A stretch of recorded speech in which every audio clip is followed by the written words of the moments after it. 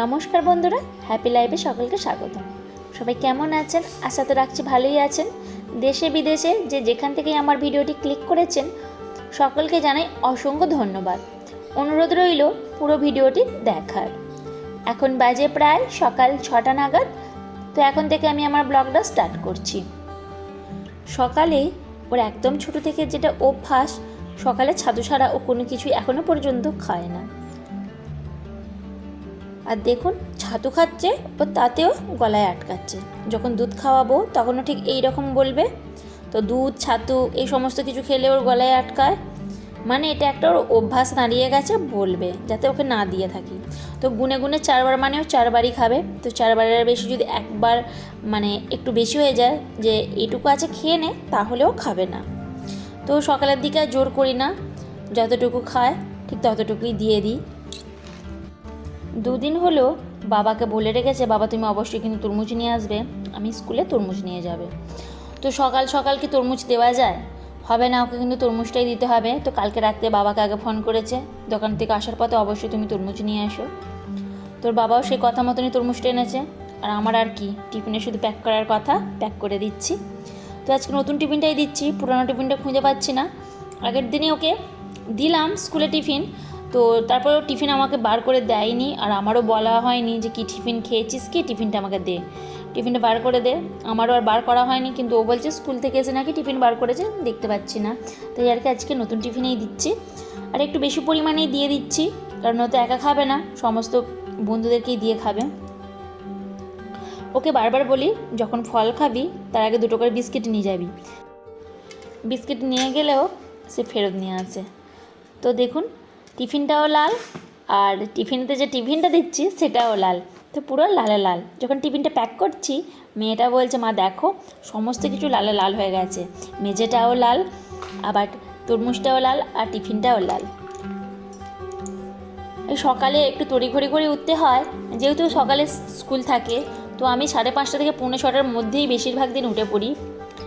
এদিকে ছোটো মেয়েটা উঠে পড়ে, তাই আর কি একটু তাড়াতাড়ি আমি উঠে আগে টুকটাক যা সমস্ত কাজ থাকে সেগুলো করে রাখি।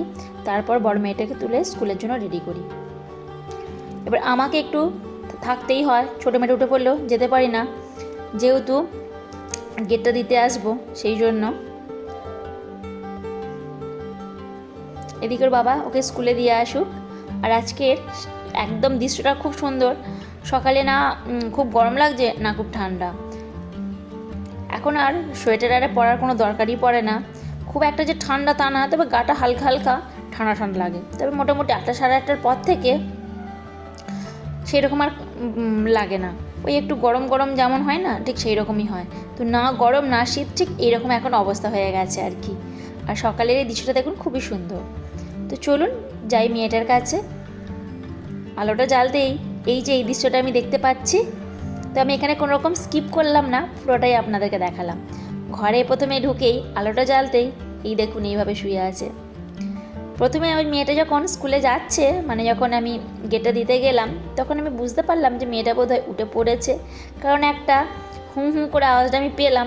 কাঁদছে না, কিন্তু এই যে আমাকে অনেক সময় সামনে দেখতে না পেলে ঠিক এই যে এরকম করে আর কি। তো এখন এইভাবে উপর হয়ে ও প্রায় টাইম অনেকক্ষণ থাকতে পারে, কোনো রকম অসুবিধা হয় না। আগে যেমন একটু উপরে থাকলে ওর কষ্ট হতো, বুঝতে পারতাম, মাথা নামিয়ে নিজেই শুয়ে পড়তো, একটা শ্বাস প্রশ্বাসেরও ব্যাপার ছিল, শ্বাস প্রশ্বাসটা ফেলতো খুব অসুবিধাজনকভাবে, সেটা বুঝতে পারতাম, ওকে সঙ্গে সঙ্গে সোজা করে দিতাম। তো এখন ও নিজেই এইভাবে থাকে। ও যখন আবার ইচ্ছা হয় দেখি আস্তে আস্তে সামনের দিকে এগিয়ে আসছে। ওকে এখন একটু নিয়ে আদর করব আর তার সাথে খাইয়ে দেব, তারপরে চলে যাব রান্নাঘরে। রান্নাঘরে তো রান্নাবান্না সমস্ত দিনই করতে হয়, কারণ রান্নাবান্না থেকে তো আর বিরতি নেই। আজকে করবো এঁচোড়ের তরকারি। এখানে মশলাটা কষিয়ে নিয়েছি, কিন্তু হয়েছে কি সিটিটা আজকে বেশিই দেওয়া হয়ে গেছে, আর এঁচোড়টাও ছিল একদম নরম মতন। তো দেখেই বুঝতে পারছেন অবস্থাটা কেমন হয়েছে। সমস্ত মশলাটা ঠিক আছে, কিন্তু এই যে একটু নরম মতন হয়ে গেলে হয় আর কি। তো একদম না নরমও না, আবার ঠিক একটু শক্ত না, এরকম অবস্থা হলে বেশ ভালো লাগে। আর এখানে দিয়ে দিচ্ছে একটু ধনেপাতা। ধনেপাতাটা দেওয়ার সাথে সাথে এবার দিয়ে দেবো ঘি আর গরম মশলা। এখানে 2 চামচের মতন আমি ঘি দিয়ে দিচ্ছি, কারণ আজকে এঁচড়ের পরিমাণটা অনেকটাই আছে। আর সামান্য ঘি, একটু গরম মশলা না দিলে এঁচড়ের তরকারি ভালোও লাগে না। ভেবেছিলাম কাল রাতে একটু ছোলা ভিজিয়ে রাখবো, কিন্তু ছোলা ভিজাতে মনে নেই, তাই আর কি যা আছে তাই দিয়ে করে ফেললাম। এদিকে রান্নাবান্না কমপ্লিট মোটামুটি হয়ে গেছে, আর এদিকে মেয়েটার আজকে খাবারটা বানিয়ে নেব। আমি এখানে একটা ব্যক্তিগত মতামত দিতে চাই, বিশেষ করে একদম যাদের ছোট বাচ্চা প্রথম সলিড ফুড শুরু করা হচ্ছে। তো সলিড ফুড শুরু করার সময় থেকেই আমাদের মায়েদের নানান রকম যে কষ্ট, সেটা সকলেই বুঝতে পারি। কখনো বাচ্চা খেতে চায়, কখনো খেতে চায় না। তো আজকে ওর মেনুতে যা আছে আগে বলে দিই। আজকে আছে পালং শাক, গাজর, আগে থেকেই ডালটা একটু ভিজিয়ে রেখেছিলাম। আর যেমন আমাদের আগে ভাত হয়ে যায়, তা থেকেই একটু ভাত ওর জন্য দিয়ে দিই, আর দিয়ে দিই সামান্য ভাতের মাড়, মানে প্রয়োজন মতো ভাতের মাড়টা দিয়ে দিই। আলাদা করে জল দিয়ে আর ফোটাই না, তাহলে তো পুষ্টিগুণ সমস্তই বেরিয়ে যায়। তো আমাদের যে ভাতটা হয়, যে ভাতের মাড়টা থাকে, ঠিক সেটাই দিয়ে দিই। তো যারা আমার নিত্য ব্লগ দেখেন তারা তো অবশ্যই জানেন। আর দিয়ে দিচ্ছি সামান্য পরিমাণে লবণ। ডক্টর কিন্তু অবশ্যই বলেছেন যে লবণটা অ্যাড করাটা মাস্ট, ওদেরও মুখের স্বাদ আছে। তো এটা একদম ঠিকঠাকই বলেছেন। তো চলুন, যে কথাটা আমি বলতে যাচ্ছিলাম, যে সলিড ফুড শুরু করার সময় থেকেই মায়েদের আমাদের যে দুটো জিনিস সাথে সাথে থাকতে হবে, সেটা হলো ধৈর্য আর অনেকটা পরিমাণের রাগ কন্ট্রোল করার ক্ষমতা। কারণ ধৈর্যটা বলছি এই কারণেই যে আমাদের একটা সময় নিয়ে হাতে ওদের খাবারটা খাওয়াতে হবে। আর দ্বিতীয় যেটা বলছি, রাগ কন্ট্রোল করার ক্ষমতা। বাচ্চারা খাবে না সেই সময় থু থু করে তো ফেলে দেয়, আর বদমাইশপনা যে করে সেটা তো আর বলার কোনো রকম অবকাশ নেই, যেটা আমি আমার ক্ষেত্রে এর আগেও 6টা বছর আগেও ফিল করেছি, আর এখন তো অবশ্যই ফিল করছি। কখনো ওদের হয়তো এই টাইমে খিদে পায়, আবার কখনো কখনো হয়তো খিদে পায় না। তবু টাইম বাই টাইম যে খিদে পাবেই এমনটাও নয়, আর আমরাও হয়তো ওরা একটু কাঁদলে ভাবি যে খিদে পাচ্ছে, ঠিক সেই রকমটাও নয়। আর বিশেষ করে সলিড ফুড খাওয়ানোর ক্ষেত্রে একটু বেশি খাইয়ে দিলে বমি করে ফেলে, আর ওদেরও কষ্ট একটু বেশি খাইয়ে দিলে, আবার বিশেষ করে যখন গরম আসছে। তো এই ক্ষেত্রে আমারও মনে হয় যে সলিড ফুড শুরু করার ক্ষেত্রে প্রত্যেক মায়ের যত্ন ভালোবাসার সাথে সাথে ধৈর্য আর রাগ কন্ট্রোল করার ক্ষমতা অবশ্যই থাকতে হবে। এখানে মেয়েদের স্কুল থেকে এসেছে, আরও একটা মূল্যবান সম্পদ পেয়েছে, দেখুন এই যে পালক পেয়েছে। তবে এই পালকটাকে মূল্যবান সম্পদ বলে আমি যে কথাটা বললাম, সেটা অবশ্যই আমার বলা উচিত হয়নি, কারণ এরকম ছোটোবেলায় এরকম পালক পেলে আমরাও খুব খুব খুশি হতাম। তো পালকটা পেয়েছে আর আমাকে এসে দেখাচ্ছে। ও প্রায় টাইম বলে, মা আমাকে একটা বেশ এরকম কেউ পালক দেবে, বইয়ের ভেতর রাখবো, শুনেছি পালক থেকে নাকি বাচ্চা হয়। তো এইরকম যে ভুল ধারণা বা ভ্রান্ত ধারণাগুলো আমাদেরও ছিল। তবে এই ভ্রান্ত ধারণা যে মনে কতটা আনন্দ দেয়, সে শৈশবের কথা মনে পড়লেই বোঝা যায়। এখানে মেয়েটা চান করছে, দেখুন ওর এতটুকু ভয় দয় নেই। পুরো প্রথম দিন থেকে যখনই ওকে চান করানো হয় একটা দিনের জন্য, সেইভাবে কাঁদেনি। আর এখন তো একদম মানে শীত গেল, শীতে তো এত চান করেছে, বর্ষা গেল তাতেও চান করেছে, কোনো রকম কান্নাকাটি করেনি। আর এখন তো গরম পড়ে গেছে, কোনো কথাই নেই। আর আজকে ও একা নেই, অন্যান্য দিন হয়তো ওর দিদি স্কুল থেকে আসার আগেও চান করে নেয়, তো আজকে সাথে ওর দিদিও আছে। আজকে ফল হিসাবে ওকে দেবো তরমুজ। তো তরমুজের একদম উপর পোর্শনটা আমি কেটে নিয়েছি, দেখুন ঠিক এইরকম ছোট ছোট করে, যতটা পারবেন এইরকম ছোট করে দেবেন। তবে হ্যাঁ, আমি এটা ওকে গোটা খেতে দেবো না, এটা আমি জুস বানিয়ে দেবো। তবে কোনো রকম জুসারও ইউজ করব না, একদম হাতে তৈরি করবো খুব সহজে।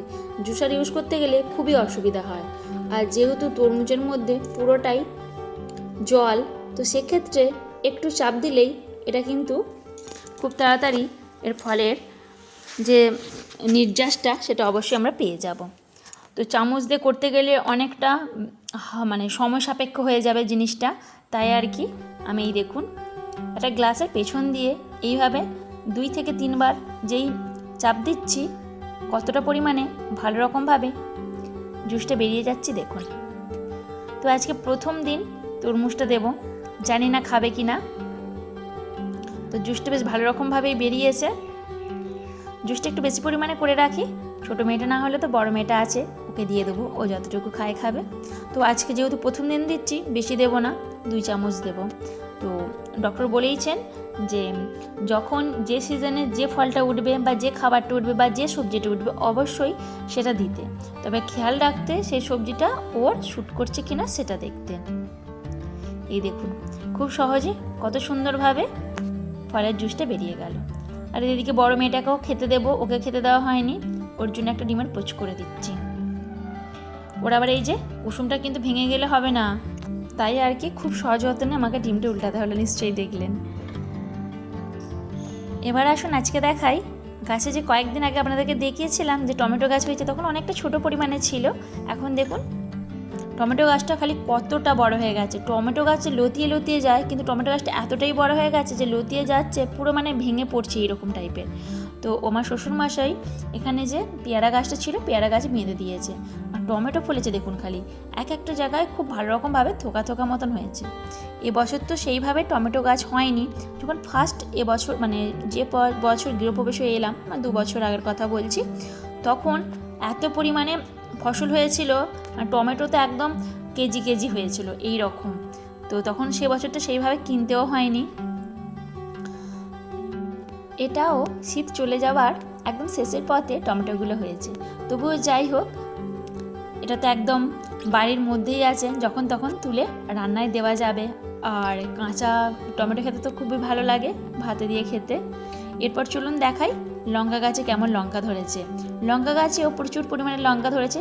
আমি যখন শীতকালের একদম প্রথম দিকেই লঙ্কা গাছ কিনে নিয়ে এসেছিলো এবং ফুল গাছ কিনে নিয়ে এসেছিলো, তখন আমার শ্বশুরমশাইকে বসাতে দিয়েছিলাম। আমার হাজব্যান্ড যখন কিনে নিয়ে এসেছিলো আপনাদেরকে দেখিয়েছিলাম। তো 6টার মধ্যে এই একটা গাছ খুব ভালো রকমভাবে হয়েছে এবং ভালো রকমভাবে ফসলও ফলেছে। দেখুন লঙ্কাগুলো এতটাই সুন্দর হয়েছে, আর লঙ্কাগুলো কিন্তু প্রচণ্ড পরিমাণে ঝাল। দুপুরের দিকে একটু বাইরের দিকে আসছি, কারণ এই যে একটা পার্সেল অর্ডার দেওয়া ছিল, তো নাইটি অর্ডার দেওয়া ছিল, আর অর্ডার দেওয়া ছিল তার সাথে মেয়েটার ডাইপার। তো কোনটা এলো ঠিক বুঝতে পারছি না, হয়নি। এখন এই বাইরে এসে দাঁড়িয়েছি, দেখা যাক এসে দাঁড়িয়েছি সেই মুহূর্তে উনিও এলেন। যেহেতু চেনা হয়ে গেছে, তো একদম প্রথম যখন আসতাম তখন ডেলিভারি বয় এখানে চেঞ্জ হয়েছিল, পুরোনো বাড়ি থেকে নতুন বাড়িতে। পুরোনো বাড়িতে যিনি যেতেন তিনিও একদম বাড়িতে গিয়েই দিয়ে আসতেন। আর এখানে তো এই যে ওনারা যখন আসেন অবশ্যই ফোন করে দেন, তো একটা সুবিধা হয় যে অনেকক্ষণ দাঁড়াতে হয় না। ভিডিওটি অনেকটাই বড় হয়ে গেছে, তাই আর ভিডিওটি বাড়ালাম না, ভিডিওটি এখানেই শেষ করছি। যদি ভালো লেগে থাকে তাহলে অবশ্যই একটা লাইক এবং একটা কমেন্ট করবেন। নতুন বন্ধু হলে সাবস্ক্রাইব করে পাশে থাকার অনুরোধ রইল। আর আপনাদের যদি কোনো রকম মূল্যবান তথ্য আমাকে দেওয়ার থাকে অবশ্যই কমেন্ট বক্সে রেখে যাবেন। আমি চেষ্টা করব আপনাদের এই তথ্যের উপর ভিত্তি করে আমি আমার ভিডিওগুলি বানাতে। এবং যদি কোথাও ভুল ত্রুটি হয়ে থাকে অবশ্যই সেটাও জানাবেন। আর যদি ভালো লেগে থাকে তাহলে সেটাও কমেন্ট বক্সে অবশ্যই জানাবেন, কারণ আপনাদের একটা লাইক একটা কমেন্ট আমাকে পরবর্তী ভিডিও বানাতে মোটিভেট করে। তো চলুন, ততক্ষণের জন্য ভালো থাকবেন, সুস্থ থাকবেন, এবং দেখা হচ্ছে আপনাদের সাথে নেক্সট কোনো ব্লগে। ততক্ষণের জন্য ধন্যবাদ।